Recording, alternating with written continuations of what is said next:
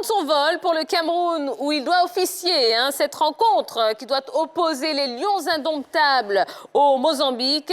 L'arbitre ivoirien Roland Danon s'est confié à Henri Jo et Béatrice Nicole Quadio pour la grande team.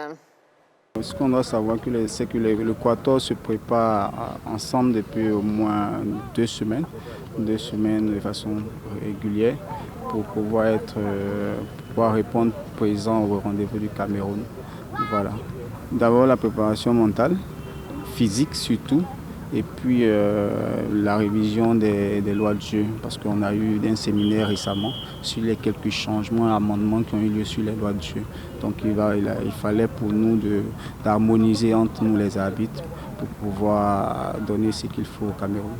Mais je pense que ce n'est pas vulgarisé, on n'en parle pas assez, mais les arbitres ivoiriens sont cooptés pour les compétitions internationales. La preuve, la première journée de ces éliminatoires, nous étions au Comores pour le match Comores-Égypte et ça va faire la deuxième fois dans ces éliminatoires. Donc on a fait la première journée, on va faire la troisième journée et la CAF utilise régulièrement les arbitres ivoiriens, sauf que ce n'est pas vulgarisé, ce n'est pas sûr du public ivoirien. Okay. Bon, alors, qu'est-ce que vous pensez des propos de Roland Danon? Oui, déjà, c'est rassurant de savoir que la plupart des arbitres ivoiriens sont demandés, en tout cas en ce qui concerne les éliminatoires. Ça prouve qu'il y a de la compétence en ce qui concerne les arbitres ivoiriens. Et ce qui marque aussi, c'est qu'il y a une mise à jour des différentes règles. Il y a des formations continues pour ces arbitres-là, des formations permanentes pour les mettre à niveau. C'est déjà rassurant. Il y a de la formation et nos arbitres ont également de la compétence. Donc, ce sont de bonnes nouvelles. Bon, les sélections se préparent par rapport aux différents matchs. Les arbitres également qui prennent part au match se préparent, c'est tout à fait logique. Là, ils parlent de préparation mentale, physique et maîtrise des tests et des lois. Bon, c'est très bien. Ça, c'est la première des choses. La deuxième des choses, c'est qu'on est content là de voir nos arbitres. Bon, ils nous annoncent là qu'on a participé à la première journée. Bon, c'est vrai. Mais il faut savoir qu'on est sous le coup d'une suspension quand même. 2018, il y a 4 arbitres ivoiriens qui ont été suspendus pour une affaire de corruption. Là, logiquement, la décision officielle n'est pas encore sortie, mais logiquement, la suspension devait être levée parce que c'était depuis juillet 2018. Donc, 2 ans après, elle devait être levée. Bon, on attend un peu la situation de la Covid. Mais en tout cas, c'est très bien de voir là nos arbitres officiers sur ces matchs. Ils sont 6. On a vu Danon Roland, mais il n'y a pas que lui seul. Ils sont 6. Et c'est très bien de voir nos arbitres reprendre la compétition comme l'ensemble des équipes nationales. Et ils sont en pleine forme. On est rassurant de voir Danon Roland là parler de ses camarades de lui. Ils sont en pleine forme. C'est une très bonne nouvelle. Alors, pour ce que je sais, c'est que la sanction concernait que les 4 arbitres. Donc, ceux qui doivent partir, par exemple, au Cameroun, ne sont pas concernés forcément par cette sanction-là. Donc, nous sommes davantage réjouis que le nom ou l'arbitrage ivoirien puisse être blanchi parce que, bien évidemment, depuis 2018, ce n'était pas très fort par rapport à l'arbitrage ivoirien. On savait qu'il y avait des histoires de corruption et tout. Donc, maintenant qu'on sait que certains arbitres participeront aux phases éliminatoires au Cameroun, nous en sommes très réjouis. Ah, moi, ça me plaît, en fait. Moi, ça me plaît d'entendre des noms des Ivoiriens retentis partout dans le monde entier, surtout au Cameroun, parce que ça va se faire bientôt.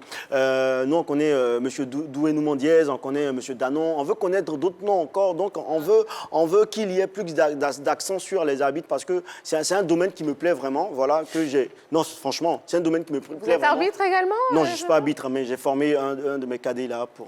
Je vous donne d'autres noms, oui, par rapport aux 6 arbitres qui sont sur la compétition. Il y a Omer Deoulé, qui est commissaire du match Guinée-Tchad. Il y a Cyril Williams qui est commissaire du match Togo-Égypte. Et puis il y a 4 arbitres sur le match Cameroun-Mozambique. Khalidou Traoré qui est l'arbitre principal. Eman Désiré qui est le premier assistant.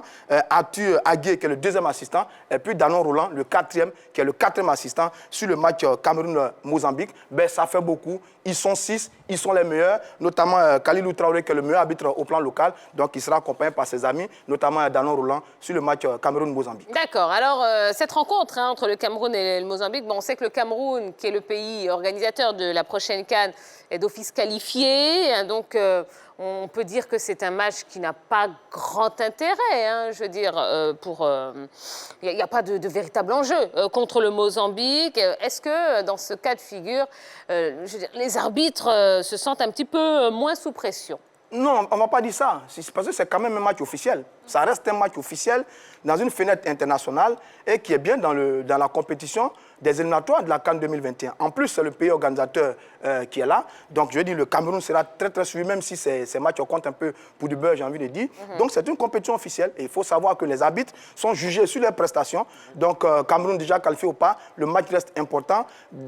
Khalidou et ses camarades seront bien observés par rapport à la qualité de l'arbitrage sur le match du Cameroun. Et d'ailleurs, ça va peut-être leur permettre, sur la grande compétition qui vient en 2022, de voir quel est le potentiel, la capacité de nos arbitres à aller à ce type de compétition. Donc, c'est un match officiel, c'est un match important, celui du futur pays organisateur, dont forcément ils seront jugés avec la rigueur qui s'impose dans ce genre de compétition. Oui, je vais dans ce sens pour ajouter que chaque prestation d'arbitre est scrutée à la loupe, parce que c'est là-dessus que la CAF va s'appuyer pour les programmer pour des matchs plus importants. Et la moindre erreur, la moindre grosse erreur d'arbitrage va susciter la polémique. On sait que le football est quand même un domaine qui déchaîne les passions. Donc, quel que soit le match, les arbitres doivent être corrects. Mais là, le match du Cameroun va compter pour du beurre, puisque le Cameroun est déjà d'office qualifié. Mais si le Cameroun... Mozambique, quand même. Voilà, maintenant, si le Cameroun parvient à battre... Mais c'est vrai que l'enjeu est un petit peu moindre quand même. Mais si, s'il y a une erreur d'arbitrage, on touche du bois, et puis, par exemple, le Cameroun bat le Mozambique 5-0. Quel est le sort du Mozambique? Et là, il y a un problème. Déjà, ils sont égalité. Le Mozambique a 4 points, le Cameroun a 4 points. Ouais, c'est bien ça. Les équipes sont logées dans la poule F. C'est l'équipe du Mozambique qui est en tête avec 4 points. Le Cameroun est deuxième, 4 points. Cap-Vert, 2 points. Et puis derrière, il y a le Rwanda qui a 0 points. Mais je pense que sur ce type de formule-là, c'est un faux tournoi à 3. Parce que le Cameroun est déjà qualifié. C'est un faux tournoi à 3. Je pense que les points contre le Cameroun, je pense, ne vont pas être comptabilisés. Et il y aura un deuxième qualifié pour accompagner l'équipe du Cameroun pour la compétition officielle. Voilà un peu la configuration de cette poule F qui est un peu particulière parce qu'à l'intérieur, il y a le futur organisateur de la compétition. D'accord. Qu'est-ce que vous pensez du fait que le pays organisateur, donc déjà qualifié, prenne part au match éliminatoire?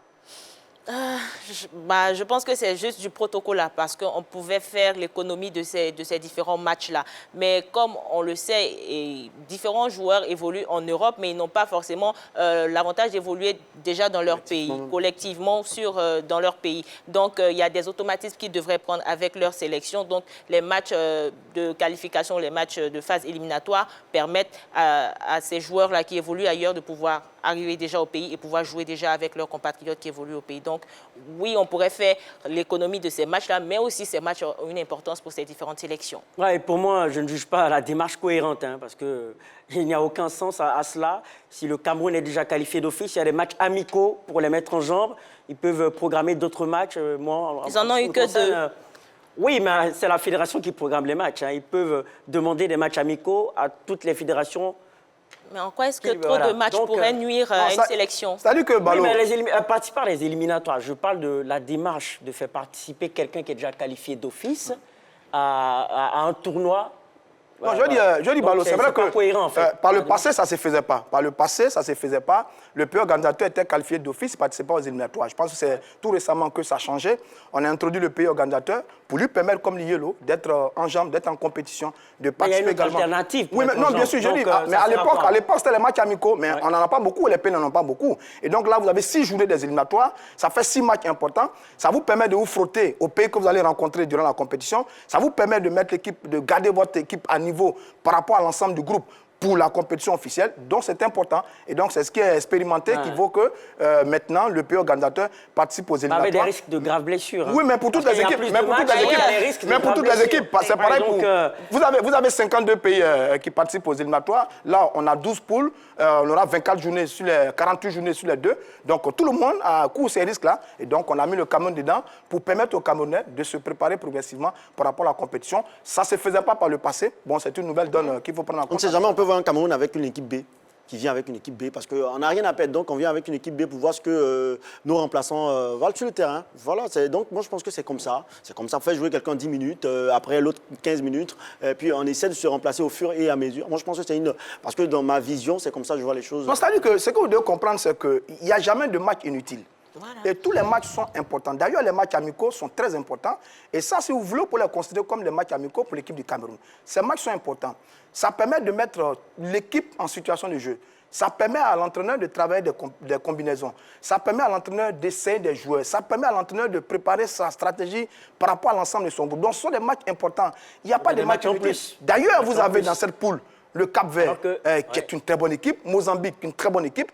Quand le Cameroun affronte ce genre d'équipe, ça permet aux Lions des Indomptables de se préparer par rapport à la compétition. La question qui se pose, c'est pourquoi jouer des matchs en plus alors qu'il y a déjà une alternative pour se mettre en jambe. C'est quoi les matchs en plus? Quels sont les matchs en plus? Justement, le fait de participer aux éliminatoires. Alors qu'il y a les simples matchs amicaux. Non, je veux dire, il n'y a pas de match en plus. Vous jouez exactement le nombre de matchs que toutes les équipes qui participent aux éliminatoires. Peut se dédouaner en ne jouant pas les éliminatoires, on est d'accord? Mais ça favoriserait aussi le Cameroun. On pourrait dire que le Cameroun a eu plus de temps aussi pour se reposer que d'autres sélections. Donc on les met. Justement, c'est tout bénéfice pour le Cameroun. Non du tout, non du tout. On met tout le monde sur le même pied d'égalité. Mon cher Balo, si vous posez la question aux autorités camerounaises, à l'entraîneur camerounais et aux joueurs camerounais, ils ne vous diront jamais que ce sont des matchs de trop. Ce sont des matchs importants. Oui. Vous avez remarqué, par exemple, que toutes les équipes ne sont pas en activité depuis la crise de la Covid. Donc, ce genre de compétition permet à tout le monde de se préparer pour aller à la CAN. Remarquez, par exemple, que les éliminatoires de la CAN vont finir au mois de janvier 2021. La compétition aura lieu, les éliminatoires vont finir au mois de mars 2021. La compétition aura lieu au mois de janvier 2022. On a presque un an. On verra bien ce que toutes les équipes vont faire quand on connaît donc la célérité et le nombre de matchs avec les clubs. Donc là, c'est vraiment une aubaine pour toutes les nations de jouer des matchs pour se mettre en condition par rapport à la compétition qui arrive. Et ça, c'est à saluer. Je pense que les Camerounais ne vont pas cracher là-dessus. Ça allait être bien si c'était la Côte d'Ivoire. On allait essayer les joueurs du Racing Club, les joueurs de la SEC, de la FAD. Parce que mais c'est dommage, c'est le Cameroun. Oui. Donc voilà. Vous avez tellement raison. Effectivement, on allait juste les essayer pour voir. Parce que souvent, on appelle tellement des joueurs. Et puis après, on ne se réjouit pas de leur... On attend notre tour, puisqu'on doit organiser aussi une CAN. Oui, on attend notre tour. Bon, je vous ai dit, on allait donner plus de temps à Djouma Saïd. Effectivement, parce qu'ils viennent d'arriver. Hein. Roger Stéphane, oh non. Allez, premier carton de la soirée. Non mais attendez. Quel est le rapport là? C'est le 45. Quel est le rapport? Il dit qu'on va essayer tous les jours. Quel est le rapport? Oh, d'accord, j'ai compris. Merci beaucoup. Allez, on va marquer une courte pause. Hein. Oui, on va se retrouver dans un instant. Yellow, et qui? Et Jojo, vous sortez. Voilà, on va recevoir notre invité, hein, Thierry Ziki, président du Mouvement des jeunes pour le développement du football et sport associé. On va parler de l'avant-match, hein, Côte d'Ivoire-Madagascar. Les dernières informations, eh bien, c'est juste après la publicité. Ne bougez surtout pas.